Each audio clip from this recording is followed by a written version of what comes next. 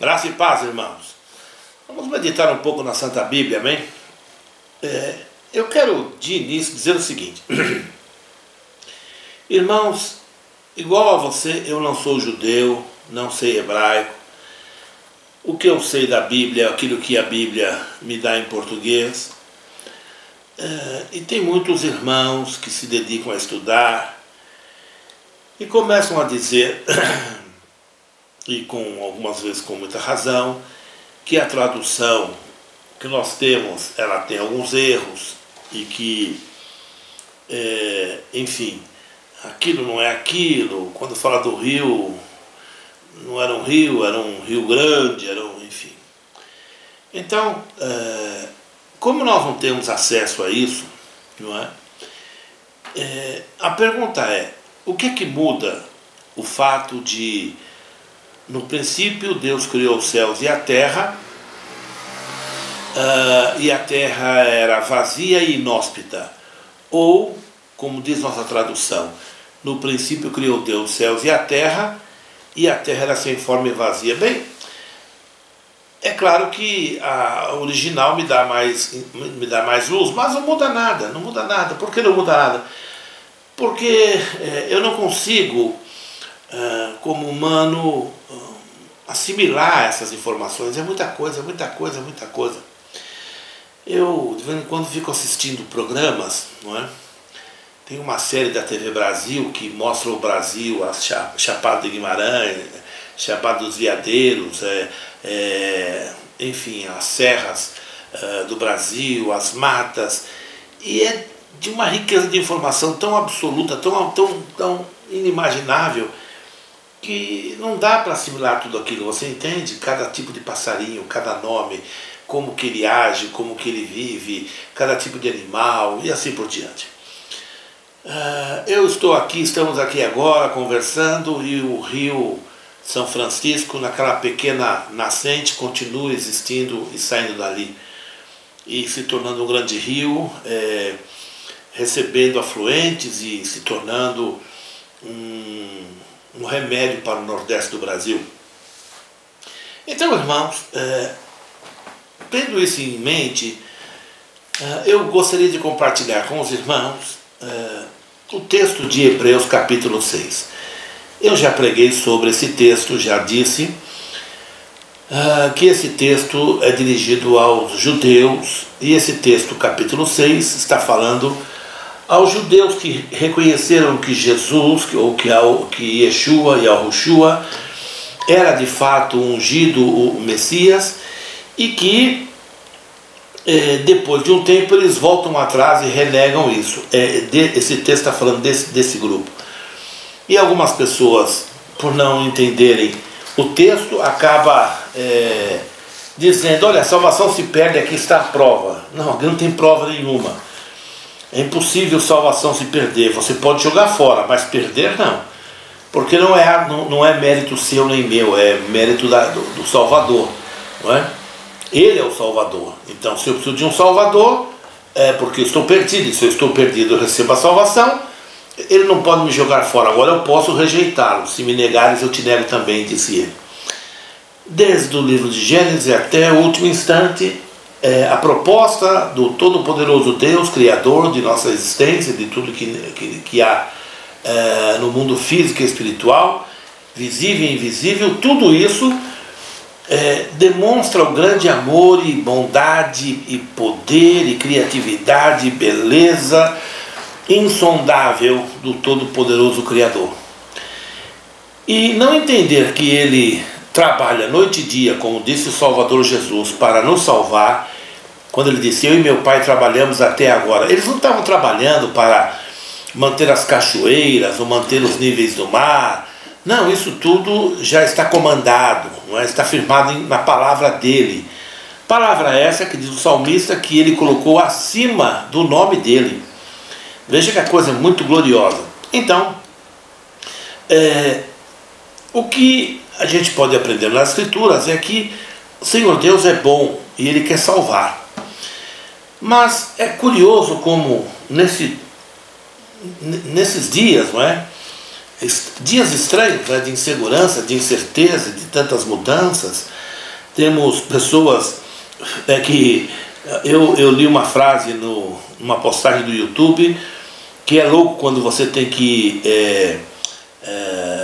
discutir ou afirmar o óbvio. Quer dizer, aquilo que é claro não se devia nem discutir, mas hoje não se tem mais nada claro.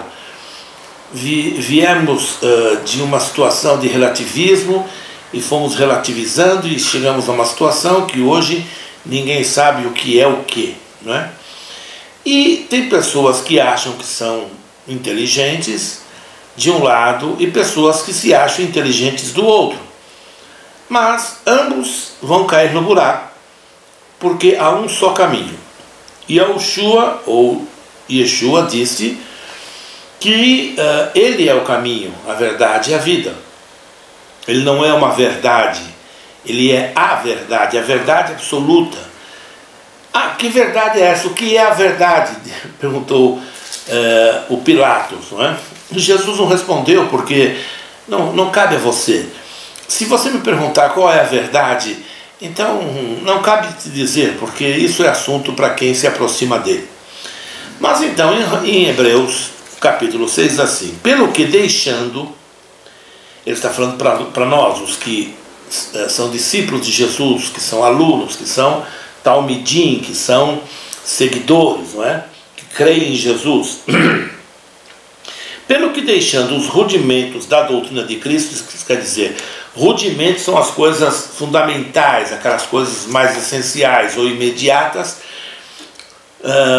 sem elas não é possível andar, não é possível ir à frente. Então nós temos que conhecê-las, mas nós não podemos ficar retidos só nelas, nós precisamos crescer. Agora, como é que nós poderemos crescer se nós não conseguimos sequer deixar esses rudimentos solidificados, claros, em paz em nosso coração, ao ponto de nós sofrermos com tantas ideias e tantas invencionices? Meu amigo, é muito invencionice, não é? Vivemos a era da invencionice, não é? É tanta invencionice. Eu vou dar um exemplo. Um dia desse eu vi um certo rapaz, ele bebeu um copo de água e jogou a água da boca, que ele segurou na boca dele, e jogou sobre uma pessoa que supostamente estava pedindo oração, uma coisa até nojenta. E ao ser questionado a respeito daquele ato, ele disse: bem, Jesus fez lodo cuspindo. Olha, irmão, antes de você querer copiar as coisas que Jesus fez, você precisa entender o que ele fez e por que ele fez. Jesus não fez lodo ali, nem ungiu os olhos daquele cego, porque ele não tinha mais nada que fazer. Vou inventar aqui, vou cuspir no chão. Não. Aquilo era um testemunho para o judeu. Compreenda. Este homem cego de nascença, segundo nós sabemos, ele não tinha o globo ocular. Era um buraco, onde no lugar dos olhos eram dois buracos fundos. Isso não é tão raro, eu já vi isso. Cegos que nascem sem o globo ocular. Jesus cuspiu no chão, fez barro e passou, a Bíblia chama de lodo, não é? E passou, não é lodo, mas tudo bem, passou nos olhos daquele homem e o mandou lavar no tanque Siloé, e quando ele lavou, lá estavam os dois globos oculares e aquele homem estava enxergando. Por que ele fez aquilo? É porque ele estava dizendo aos judeus: eu sou o Criador. Sem mim nada do que foi feito se fez. A prova é que ninguém pode criar um globo ocular. E eu fiz através do barro. Porque foi assim que eu criei o homem. Eu criei o homem do barro. Bem, você poderia dizer: não, mas Jesus é a segunda pessoa da Trindade. Olha, irmão, você pode ficar com isso se você quiser. Mas eu não sigo essas tradições, eu sigo as Escrituras. E todas as afirmações a esse respeito são interpretativas, são meras especulações. Não há nenhuma declaração de que isso é assim de fato.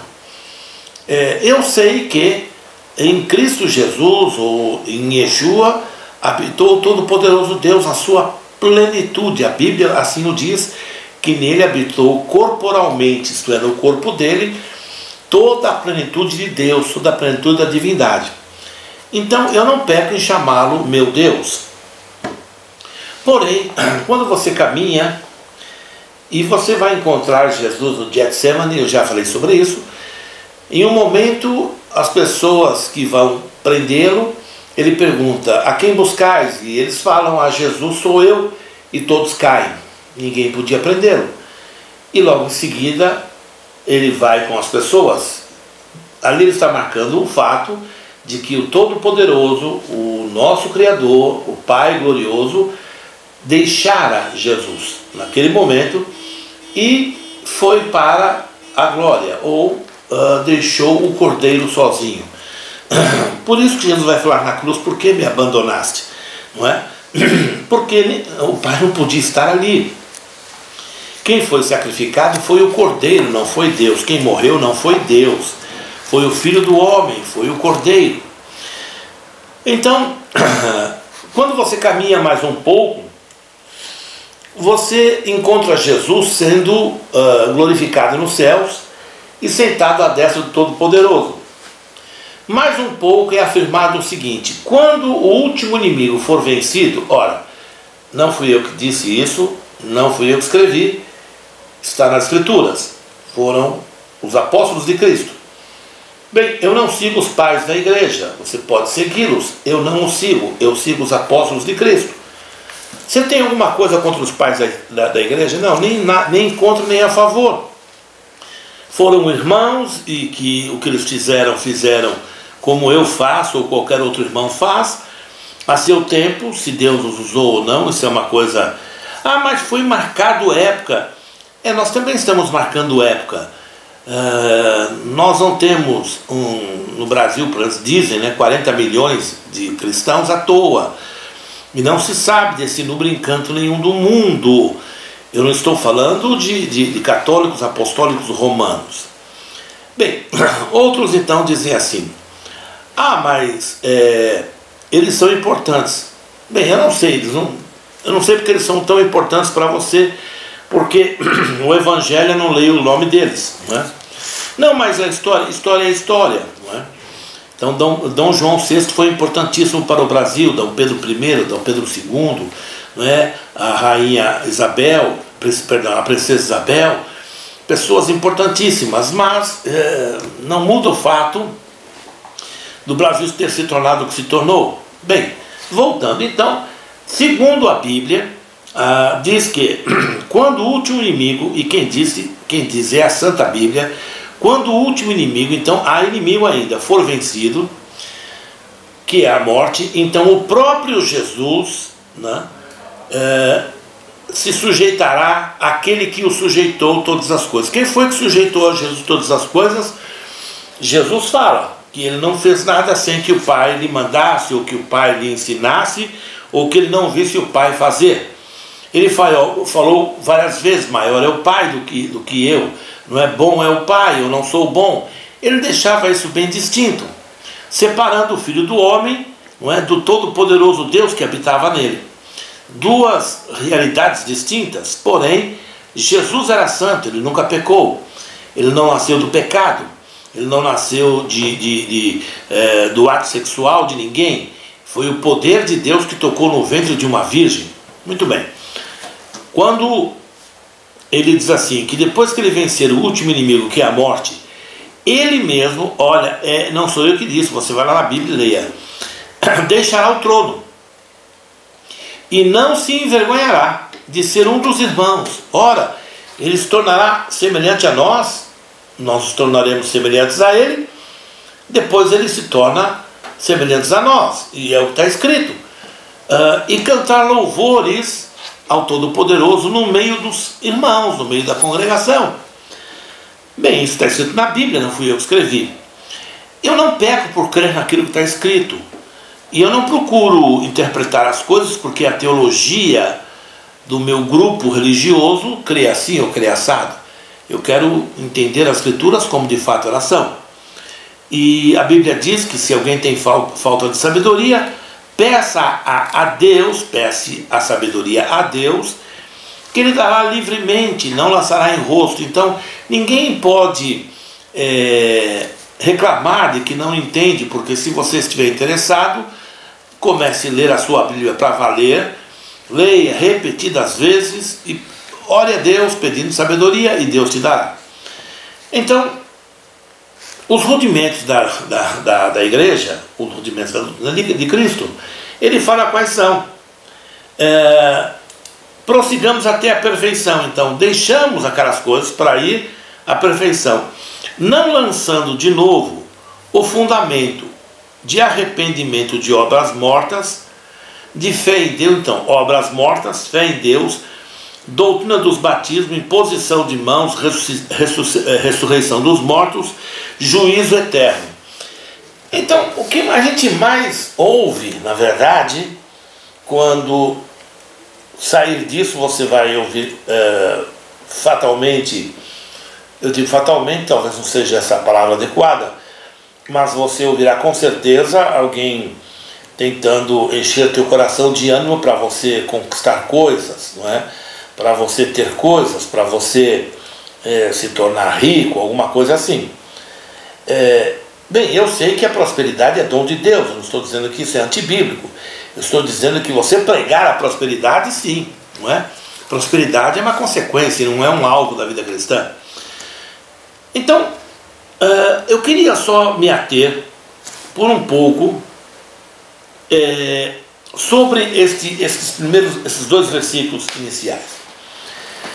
Irmãos, nós podemos ficar 50 anos da vida cristã ouvindo as mesmas coisas, e elas são fundamentais e devemos ouvi-las invariavelmente para alicerçá-las e trazer a memória dele, mesmo porque tem os mais novos que precisam ouvir também. Porém, nós precisamos caminhar, nós vamos crescer, não é? Mas crescer no quê? Então, surgiu o que eu imagino até uma trama diabólica.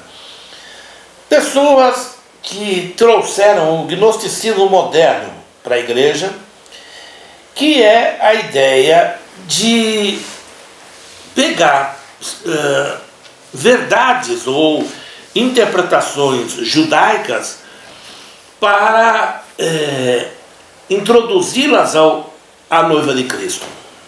Bem, se você perguntar o seguinte: por que Deus gerou Israel? Israel não foi escolhido, Israel foi gerado, não é? Deus chamou Abraão, o escolheu e dele fez Israel. E Israel não existia, que bonitinha aquela nação, vou escolher aquela nação, como eles são bonitinhos. Não. Deus preparou um povo, Deus levou aquele povo nos piores lugares que podiam existir. E alguém pode perguntar: por que Deus não escolheu o Mato Grosso? Não é? Por que não escolheu o Brasil? O Brasil é um país tão belo, tão rico, tão cheio de vida, de comida. Foi escolher aquele lugar, aquele deserto, onde houve fome?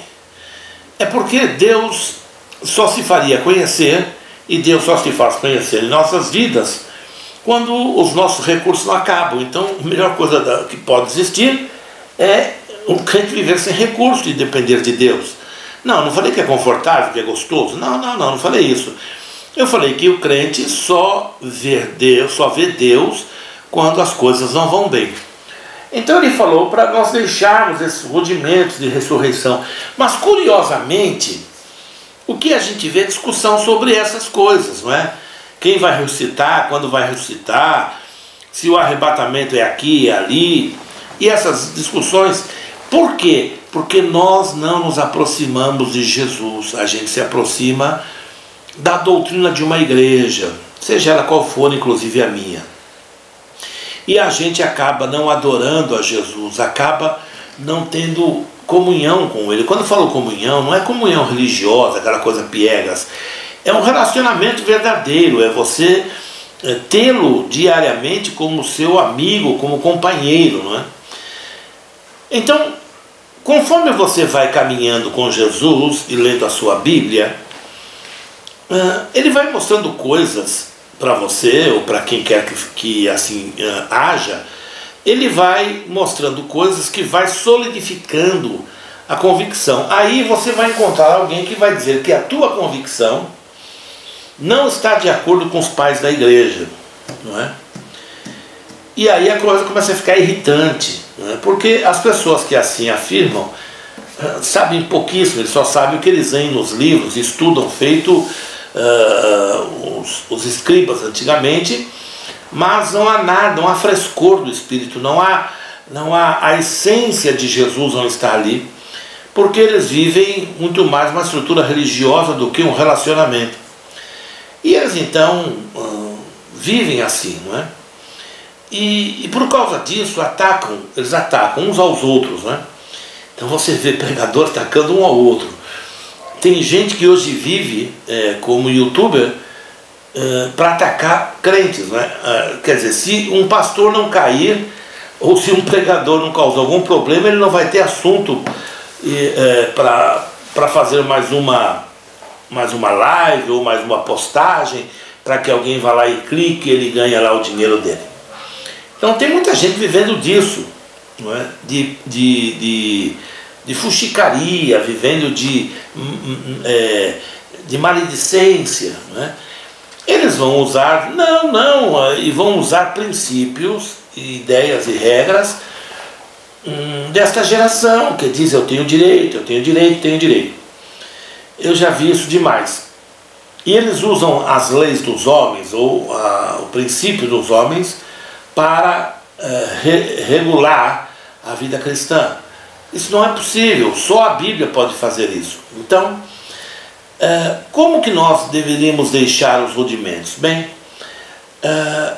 eu falei há pouco que eu tenho dificuldade, e olha que já tentaram, eu não tenho o coração fechado não, viu? Já tentaram me mostrar a trindade nas escrituras. Olha, já vi judeu tentou me convencer, um judeu messiânico, ele crê na trindade, ele tentou me convencer, não é? Que são três. E eu fiz uma única pergunta, falei assim, Deus, o Criador, é um ser físico? Ele falou, não, é um espírito. E o Espírito Santo é um ser físico? Não, é um espírito. Então a Bíblia mente quando diz que há um só espírito.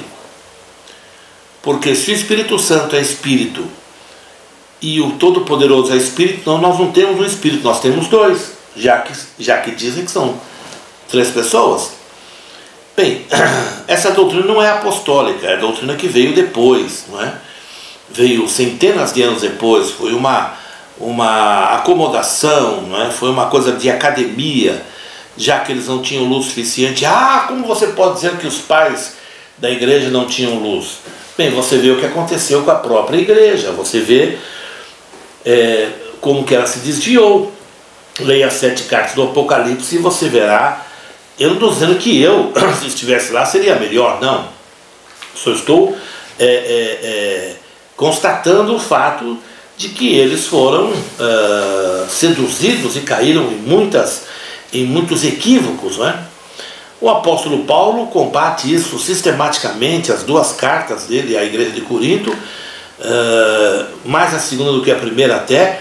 Ele fica o tempo todo mostrando como aquelas pessoas são equivocadas e elas estão ali para um propósito maligno, não é? Bem, então, quando alguém diz assim, bem, eu tenho dificuldade em crer em cura divina, mas isso é muito claro, não sei por que há dificuldade, porque isso é literal, não é interpretativo. O que é interpretativo, eles aceitam das formas mais malucas possíveis, não é? Ao ponto de dizer que Jesus é Miguel, e que Miguel é Jesus, não é? E o arcanjo Miguel. Você deveria perguntar para um judeu se Miguel é Yeshua, não é? Então, mas eles vão crendo nisso, porque alguém falou que assim é. O outro diz que não, a mulher teve um relacionamento com a serpente. E todo mundo fala, não, foi o profeta que falou, ele não erra. Meu amigo, você crê no que você quiser. mulher ter relacionamento com cobra, com serpente, é de uma criatividade. Vamos crer em ET, vamos crer em gnomo, vamos crer em fada madrinha, qualquer coisa, porque se você consegue crer numa coisa dessa.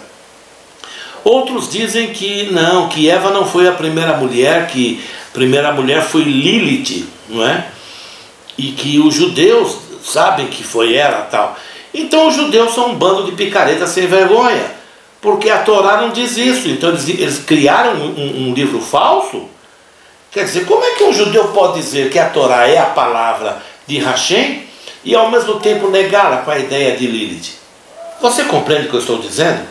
Então, por certo, você poderá ouvir judeus falar que isso tem na cultura judaica, mas que não procede, não funciona. Agora ouça, se você vai atrás de um rabino e para perguntar alguma coisa, ele pode te ajudar em algumas coisas, mas olha, deixa eu dizer uma coisa, cada rabino tem uma interpretação. Olha, eu vou dizer, outro dia eu estava lendo uma entrevista com alguns rabinos, e um dizia que não é mais preciso circuncidar-se. Basta pegar uma agulha de injeção, fazer um furinho, e deixar uma gotinha de sangue cair, pronto, é aquilo que basta. Não é aquilo que basta nada, a circuncisão é um fato. A circuncisão é uma marca no corpo físico, mas eles também mudaram isso, baseado no que, eu sou rabino, eu sou judeu, eu sei. Você pode ser o que for, mas Israel tem sido rejeitado por Hashem a vida toda, por cair em doutrinas falsas. Então, quando você lê, por exemplo, como que o judeu consegue perdão dos pecados? Então, o que é que o judeu faz? Ele acredita que se ele fizer boas obras, que se ele for uma boa pessoa, não roubar, não mentir, pronto, então ele está salvo, Hashem vai salvá-lo. Mas o que é que diz a Brit Hadashah, o Novo Testamento? Diz assim, que não é por obras, salvação é pela graça mediante a fé, e isso não vem de vós, é dom de Deus. Não é por obras. Então os judeus estão outra vez equivocados. Só existe uma maneira do judeu alcançar os céus, é crendo em Yahushua, é crendo em Yeshua. Bem, eu estou dizendo que eu sei mais do que os judeus? Não. Eu estou dizendo que eu conheço Jesus. E Jesus é a verdade. Ele é a verdade, o caminho e a vida. Tudo que veio antes dele, segundo a própria Bíblia, é sombra. E da vez em que Jesus se transfigurou, estando Tiago, Pedro e João, a voz que veio dos céus disse, esse é meu filho, a ele ouvi. Ele está dizendo para os judeus ouvirem a Jesus, não é? Então, você pode viver de tradição, mas os nossos pais, os nossos sábios, os sábios de Israel desgraçaram Israel. Ou porque você acha que Roma destruiu o segundo templo? Por que você acha que eles foram perseguidos e espalhados por toda a terra? Porque Hashem não tem poder de cuidar deles? Não, eles sabem que erraram, sabem que fizeram coisas que não deviam ter feito, não é?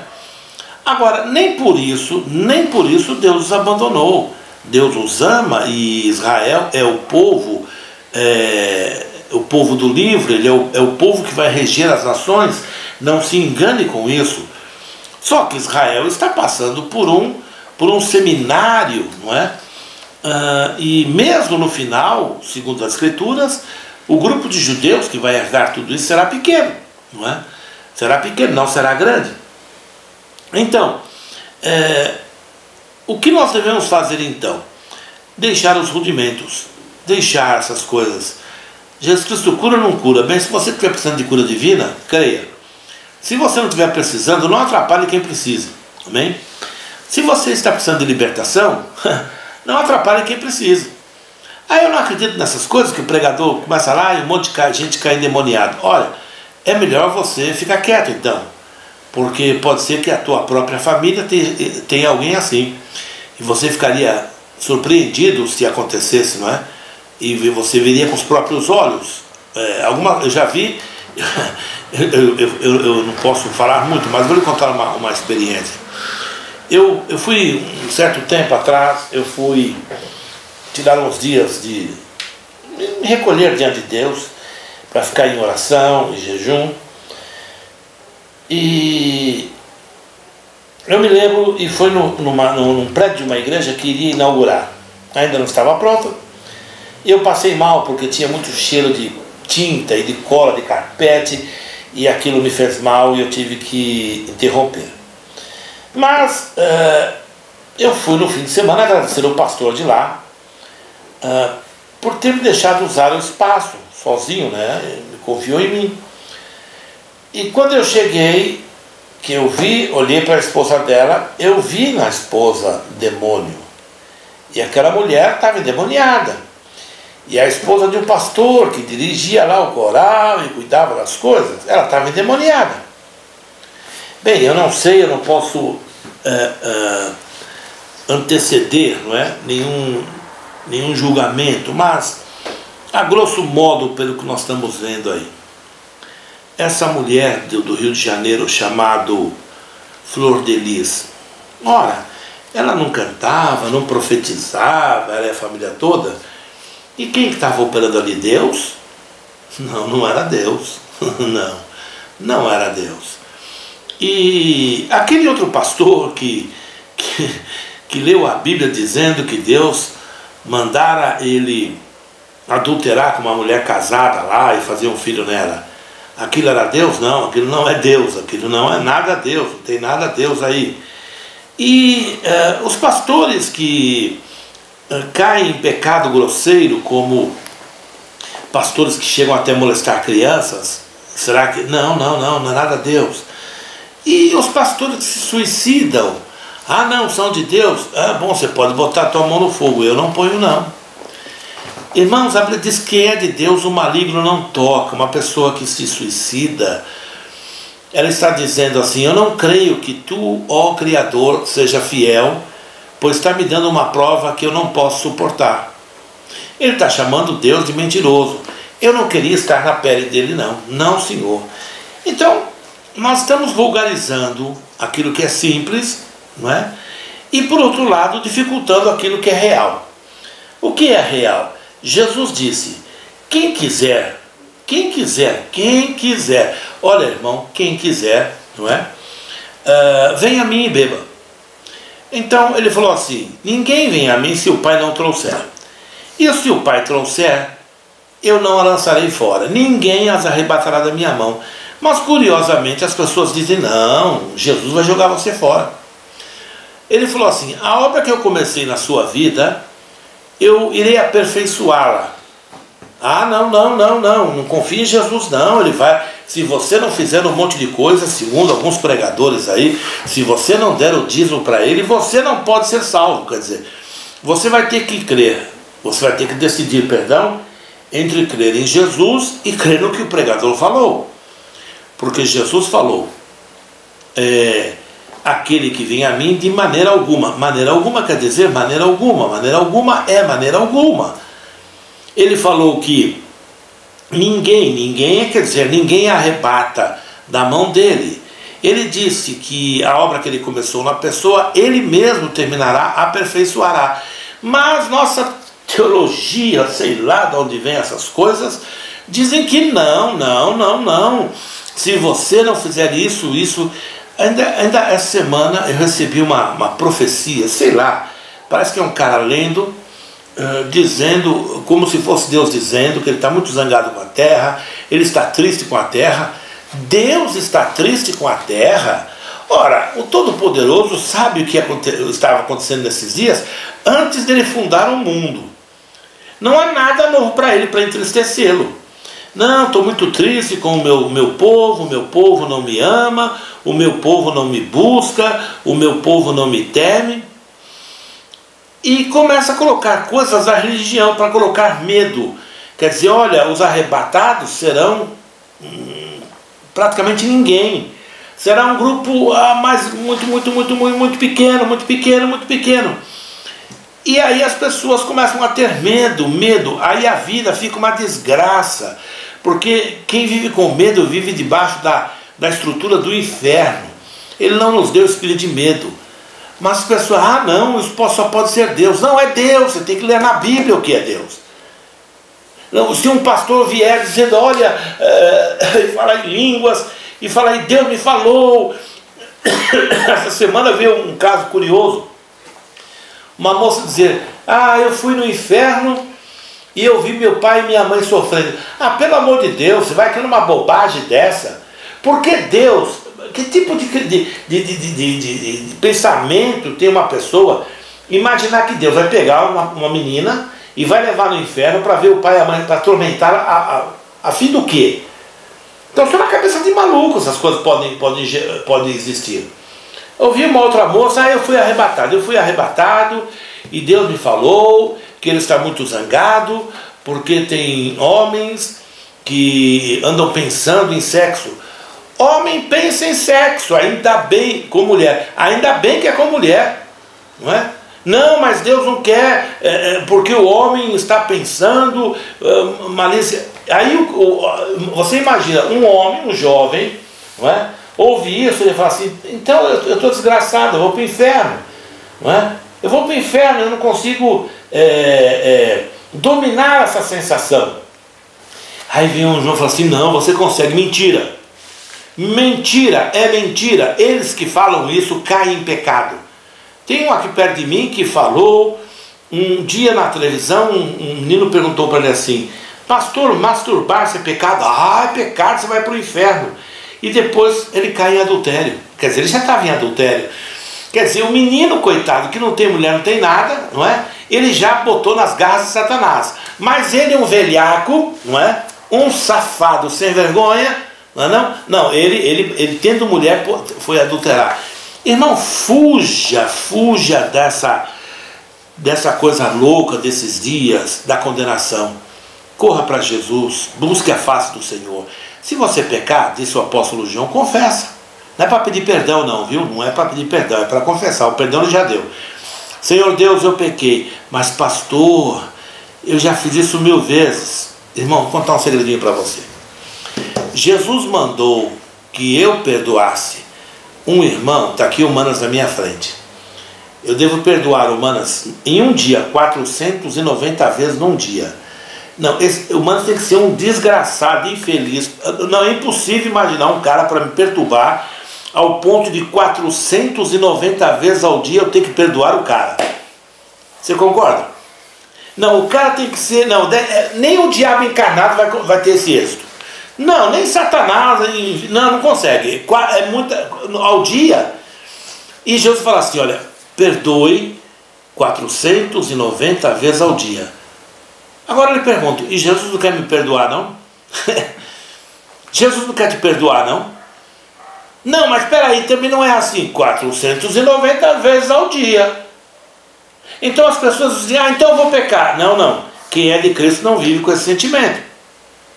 Mas se pecar, diz o apóstolo João, nós temos um advogado. Não esquenta a cabeça, temos um advogado. Mas eles trazem medo. Aí o jovem vai dormir com medo, o pai vai dormir com medo. O pai está numa luta na firma, está louco para pegar o chefe dele pelos colarinhos. E aí ele fala, Deus, ai meu Deus, ele se sente condenado. Enquanto ele se sente condenado, a fé fica obstruída. Enquanto a fé está obstruída, o diabo deita e rola. Você entende que doutrina é essa? Um outro irmão falou assim, a irmã estava numa luta, mas uma luta, pensa numa luta. Uma luta grande, eu não vou dizer qual, uma luta. E um irmão falou, a irmã tem que orar e jejuar, isso é só com jejum e oração. E ela se lascou a jejuar. Aí que ela quase morre. Ela entrou num estado depressivo tão acentuado, terrível. Porque já está na luta, ele vai ficar sem comer, aí não tem ânimo que aguente. Não, irmão, se você estiver em luta, coma, se alimente bem, fique fortalecido, entendeu? Quando você estiver legalzão, estiver tudo bem, aí você jejua para a glória de Deus, não para receber nada, só para dizer que você o ama. Então vamos deixar os rudimentos e vamos tentar conhecer mais a graça de Deus. A Bíblia me diz que eu devo crescer na graça, e você também. Como é que a gente faz isso, pastor? Leia o Novo Testamento, leia as cartas do apóstolo Paulo, ele vai nos ajudar, estas cartas vão nos ajudar grandemente. Peça a Deus sabedoria, leia até alguns segredos, leia devagar, bem devagar. E o resto, meu amigo, olha, houve um ungidaço, eu estava ouvindo eu não vou dizer o nome dele, segundo eu tenho informação, ele é um grande feiticeiro, ele é um pregador da África, está fazendo ver aqui no Brasil, já foi na Indonésia, está rodando o mundo dele, tem até o nome de um personagem bíblico, né? E ele fala inglês, e eu não sei se ele estava numa cidade, não era no México, era numa outra cidade aqui na América Latina, não sei qual é, e ele começa a falar, eu sei um pouco de inglês, não é? Então eu entendo o que ele fala, e ele começou a falar, e ele falou assim, puxa, quem tiver problema, assim, vestígio do que eu estou falando, vai ver se é verdade, não vou dizer o nome não. Todo do joelho se dobrará, toda a língua confessará, mas ele não fala o nome de quem, ele não termina o versículo. Depois ele fala do diabo, atrelando que toda a língua confessará e todo o joelho se dobrará ao diabo. E ele faz isso, depois ele fala, Jesus, Sir. Jesus, Sir. Jesus, Sir. Jesus, Sir. Não, o sotaque, o accent dele é diferente. Não. Jesus, Lord é fácil de entender. Ele pode até falar Lord, como se fosse lei. Mas nem isso, ele fala Jesus, Sir. Jesus, Sir. Você sabe o que é Jesus, Sir? Jesus, Sir é você chamar Jesus de seu Jesus, ou de seu Zé, porque Jesus é Lord, é o Senhor glorioso. Então, aí as pessoas falam, que unção, que glória, e tal e metal, e o fulano é um homem de Deus maravilhoso, olha a unção, e um ouve o outro, que ouve outro, e todo mundo segue. Mas curiosamente, olha que interessante, estava vendo um pregador, ele é muito conhecido, já morreu. Ele é o pai da chamada unção do riso. Irmão, vai estudar um pouco de psicologia, pelo amor de Deus. Ele começa e todo mundo começa a dar risada, e um dá risada do outro dá risada, e vira a mente coletiva. E eles ficam uma hora, você não vê ninguém dar um glória a Deus, ninguém falar aleluia, você não vê um versículo bíblico, você não vê um culto racional, você não vê coisa nenhuma. Aí ele diz que aquilo é o Espírito Santo. Aí teve um outro rapaz que foi dizer que aquilo é de Deus, porque ele fala, alegria é uma coisa, riso é outra. Eu posso estar alegre, meu semblante feliz, sem dar risada. Então eles vão criando coisas, não é? E aí não, mas ele é americano, quem você pensa que você é? Você se enxergue. Olha o ministério dele, não, eu olho para a Bíblia, eu olho para a palavra de Deus, eu olho para Jesus. Eu não sigo, não me interessa se é americano, se é sueco, se é germânico, se não me interessa. Se alguém vier ter convosco trazendo um outro evangelho que não seja esse, então veja, eu estou dizendo isso porque esse pregador, ele afirma que a salvação se perde. Ele também diz que Jesus foi para o inferno. É ele que diz. Agora, então Jesus mentiu na cruz quando falou, está consumado, nas tuas mãos entrego o meu Espírito. Ele não consumou nada, era mentira, ele tinha que pagar mais alguma coisa no inferno, não é? Outros dizem que ele foi pegar as chaves da mão do diabo, o diabo nunca esteve no inferno, ainda não está lá. Eles vão criando coisas, e as pessoas vão seguindo. E se você mostrar que está errado, não, você é invejoso, você... Bem, irmão, não tem mais tempo, você vai ter que decidir como que você vai tocar a sua vida cristã. Eu oro a Deus para que você leia sua Bíblia e creia nela. Se liberte de pessoas, se liberte de Ellen G. White, se liberte de João Calvino, se liberte de Kenneth Hagin, se liberte, sei lá, de qualquer um desses nossos dias, se liberte deles. Eu não estou dizendo que você não possa ouvi-los, mas mantenha a sua comunhão com Deus, procure crescer nas Escrituras, fique solidificado nela, ninguém vai te abalar. Que Deus abençoe você, amém, irmão? Se Deus permitir, a gente estará mais vezes aqui ainda, até o arrebatamento. Paz de Jesus, paz do Senhor.